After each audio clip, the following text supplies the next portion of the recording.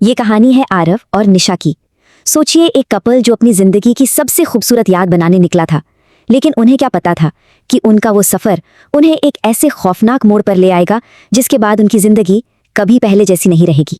एक बूढ़ी औरत की ये कांपती हुई आवाज, ये सिर्फ एक चेतावनी नहीं थी, ये उस अंधेरे की पहली आहट थी जो उन दोनों को हमेशा के लिए निगलने वाला था।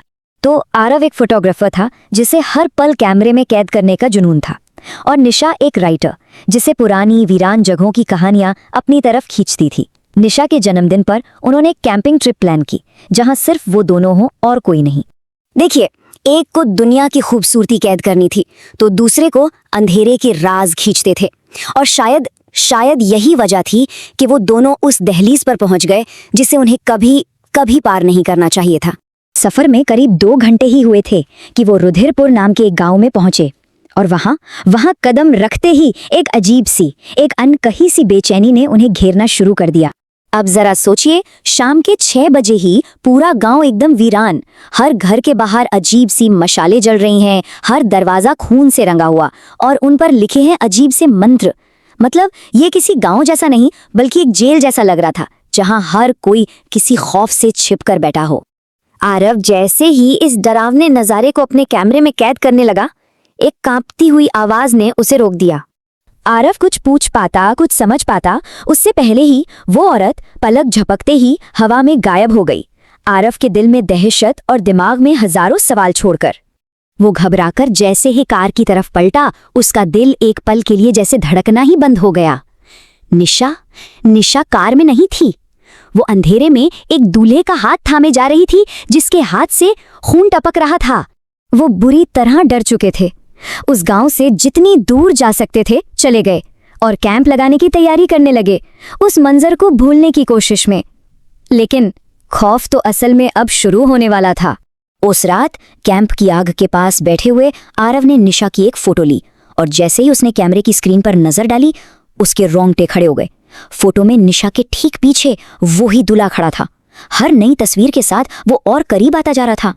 ये कोई वहम नहीं था, ये एक डरावनी हकीकत थी जो अब उसके कैमरे में कैद थी। एक बिन बुलाया मेहमान उनके साथ था, हर पल उनके और करीब आ रहा था। और जब उसने दिन में ली हुई गांव की तस्वीरें फिर से देखी तो उसका खून जम गया। वो साया हर एक लाल दरवाजे के बाहर खड़ा था, जैसे किसी का इंतजार कर रहा हो। अगली शाम ना चाहते हुए भी कोई अनजानी ताकत उन्हें खींचकर उस वीरान हवेली के पास ले आई। वही हवेली जो अब एक अजीब मध्यम रोशनी से जगमगा रही थी। हवेली के अंदर एक आलीशान जश्न की तैयारी थी। 56 भोग सजे थे, लेकिन एक भी मेहमान नहीं था। एक दावत तैयार थी जिसे खाने वाला कोई नहीं था। इससे पहले कि वो कुछ समझ पाते या वहां से भागते, धड़ाम, हवेली के भारी दरवाजे एक जोरदार आवाज के साथ बंद हो गए। वो कैद हो चुके थे, और तभी सीढ़ियों से महफिल का वो खास मेहमान नीचे उतरा। आरव खौफ से जम चुका था। वो बस अपनी आंखों से देख सकता था कि कैसे निशा की आंखें पूरी तरह सफेद पड़ गईं और उसे एक शैतानी शादी की रस्म के लिए मजबूर किया जा रहा था। रस्म पूरी हुई, हवेली में एक दर्दनाक चीख गुंजी, और एक ही पल में निशा उस दूल्हे के साथ काले धुएं में तब्दील होकर गायब हो गई, हमेशा के लिए। उस वीरान खंडर में अब आरव अकेला था। वो पागलों की तरफ वापस गांव की तरफ भागा, जहां उसे वही बूढ़ी औरत मिली, और उसी ने उस हवेली का वो खौफनाक राज खोला। उसने हवेली के उस श्राप के बारे में बताया, एक शैतान जमींदार की आत्मा के बारे में बताया जो सालों से हर अमावस्या को अपनी नई दुल्हन ढूंढने निकलती है।